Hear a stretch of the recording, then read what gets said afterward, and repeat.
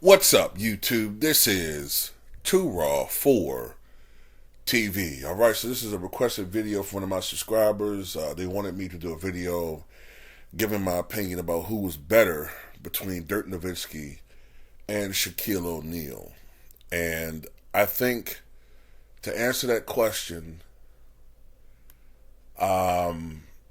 there's the standard answer, and then there is an alternative way of looking at this. Now, generally speaking, when I think of who's better, I think of who's the most impactful and most successful. And when I look at it from that perspective, who was the most dominant for the longest period of time and who won the most and other factors, accolades, championships, I have to give it to Shaquille O'Neal. All right? I mean, Shaquille O'Neal is generally considered today either borderline top 10 to top 12. Usually somewhere in that range, Shaq falls. Dirk Nowitzki tends to fall, I would say, in the top 20 to 25. I would say, for most people. So generally speaking, Shaq, I would say, had the better career. All right. Now let's look at Shaquille O'Neal's accolades. Of course, he is a 7'1", listed as officially 325, but Shaq was a lot heavier than that in much of his career. Matter of fact, when he came into training camp, one of those years, the last years he was with the Lakers, he was 395 pounds. And then he worked his way down to 360. But he was never really in great shape. I think it was the last year he was there. But anyway, of course, Shaq played 4 years in Orlando, 8 years with the Lakers. I think that's the most he played with one franchise. 4 years with Miami, 1 season with the Suns, 1 season with the Cavaliers, and his last year with the Boston Celtics. A 4-time NBA champion, 3-time Finals MVP, won the league MVP in 2000. He should have won more. 15-time All-Star, 3-time All-Star Game MVP, 8 times All-NBA First Team, 2 times All-NBA Second Team, 4 times All-NBA Third Team, 3 times he was on the All-Defensive Second Team. So even though Shaq doesn't have a reputation for being a great defender, he wasn't bad on that end. Just not elite, in my opinion. He was a 1992-93 NBA Rookie of the Year, so therefore he was on the All-Rookie team that same year. Twice he led the league in scoring. He won the IBM Award twice. He was 50th and 75th anniversary teams.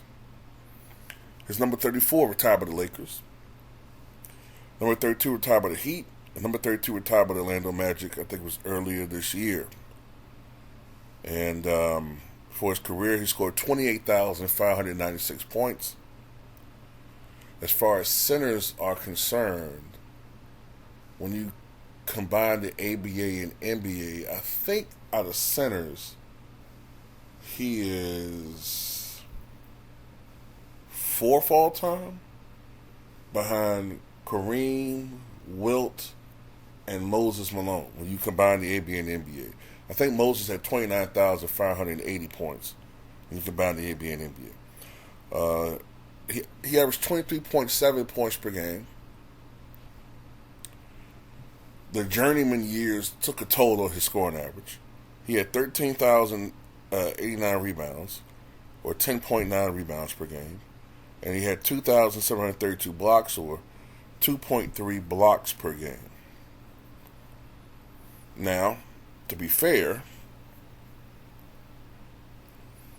he played 19 seasons, appeared in 1,207 games.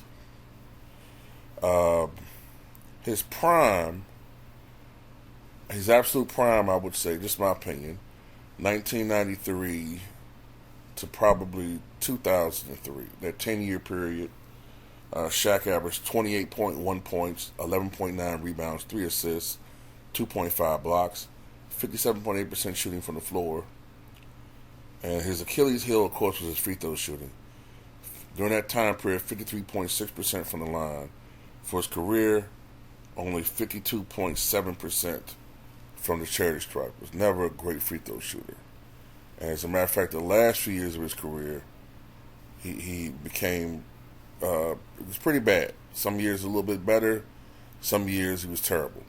For instance, with Phoenix, he shot 59.5% from the line, which is a little bit better by his standards. Next year, only 49.6%. So, in the playoffs, the numbers are a little bit better. 24.3 points, 11.6 rebounds, 2.7 assists, 2.1 blocks, 56.3% shooting from the floor, but only 50.4% from the charity stripe. Just terrible. His best years, I would say, are pretty much the same. Close to the same. I'd say 94 to about 2003. And during that 9-year stretch, in the playoffs, 28.3 points, 12.8 rebounds, 3.2 assists, 2.3 blocks, 55.9% shooting from the floor, and 53.3% from the charity stripe. And he got to the line 12 times a night during his stretch. So he really got to the free throw line quite a bit. Let's look at Dirk Nowitzki. Not as dominant, but obviously a far more skilled basketball player, especially as far as shooting the basketball. And he was very revolutionary. He's an NBA champion, Finals MVP, won the MVP award in 2007, 14-time All-Star, 4 times All-NBA first team, 5 times All-NBA second team, 3 times All-NBA third team. In 2006-2007, he became an exclusive member of the rare 50-40-90 club, which is shooting 50% from the floor, 40% from three-point range, and 90% from the charity stripe. Won a three-point contest in 2006. Was the NBA Teammate of the Year back in 2017. I think that's the year when he agreed to cut his salary for the betterment of the team. 75th anniversary team, number 41, retired by the Dallas Mavericks. And he scored 31,560 points, so he has an edge over Shaq in total points. 11,489 rebounds, 3,651 assists. 20.7 points per game, 7.5 rebounds, 2.4 assists per contest. So great overall numbers. He was never a great rebounder for his position, although he really stepped it up in the playoffs by a lot. You'll see what I'm talking about. His prime, oh man, I would say 2000 to maybe the year that he won the title, 2011. During that stretch, 24.3 points, 8.8 rebounds, 2.8 assists, 1 block, 47.9% shooting from the floor, 38.5% from three-point range, and 88.2% from the charity stripe.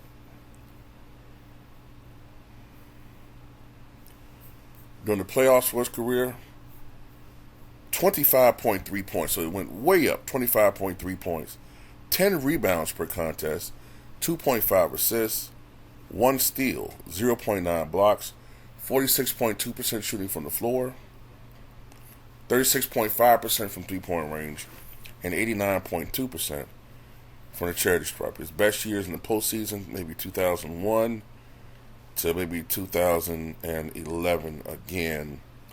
And during that stretch, 26.1 points, 10.6 rebounds, 2.7 assists, 1.1 steal, 1 block, 46.7% shooting, 39.9% from the charity stripe, and 89.3% from the free throw line. Dirk was revolutionary in ways that Shaq was not. Shaq was more of a traditional big, though by the time he came along, he was able to do things that centers before weren't able to do, they weren't able to do, especially before the 80s. He was able to utilize his physicality. He was able to use his strength and size. Not to say that he didn't add to his game at all because he did. Shaq added a jump hook, and he added when he was younger in his prime, a nearly unstoppable spin move. But he never really had the greatest touch, and his Achilles heel was his free throw shooting. Dirk's biggest weakness was, like I said, he wasn't a tremendous rebounder, though he did up that in the postseason, and he wasn't a great one-on-one defender. But what Dirk was the first dominant big man who could shoot from outside. He wasn't the first one that could shoot from outside. You had Derek Coleman and what was his name? Was it Chris Mills? Not Chris Mills.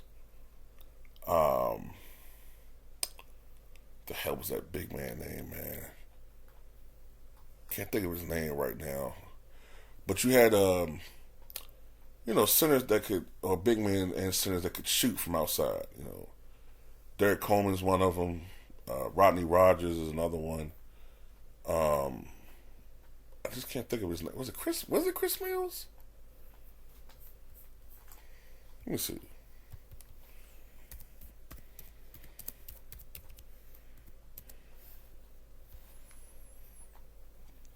Chris Mills was the guard. What the hell was that center?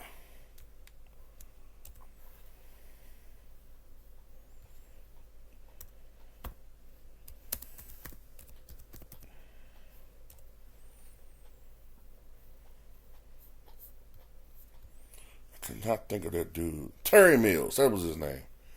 Terry Mills. Yeah, Terry Mills could shoot from outside. 38% for his career. But like I said, Dirk was the first guy that was so dominant that you consistently had to start having bigs come out to the perimeter to defend. And of course, Dirk was probably the first sustained European superstar. Now, Drazen, of course, was on his way to doing that, but the car accident ended his career. Tony Kukoc was not a superstar in the NBA. He was a star, but not a superstar. Dirk was the first superstar, which helped to open the floodgates for more players like him. Manu Ginobili, Tony Parker, et cetera, et cetera. And Dirk, in a way, was one of the catalysts that led to the transformation of the NBA the way it is now, where more and more bigs were becoming refined outside shooters and not the bruising bigs that had been dominating the NBA for 50 going on 60 years. You feel me? So I look at it like this. Shaq was the more dominant player. Shaq has the better resume. He can always be ranked higher. Dirk was the more refined, more skilled basketball player, obviously. But there's different things. There's not just shooting in basketball, Shaq was a better defender. Shaq was a better rebounder. Shaq was a better shot blocker. Shaq was a better post scorer. Dirk was obviously a better shooter, outside shooter, mid-range shooter, far better free throw shooter. You could argue, though, that Dirk did more with less because Shaq played with all these types of different stars. Dirk had the ball in his hands a little bit more. Shaq had to rely more on a perimeter player getting him the ball, whereas Dirk did sort of rely on that, but Dirk was a little bit more, because of Dirk's size and his skill set, he was more of a threat offensively over more areas of the court than Shaq, I guess I would say. So I would say, traditionally Shaq is better, but Dirk was more revolutionary. That's my final analysis. But tell me what you guys think.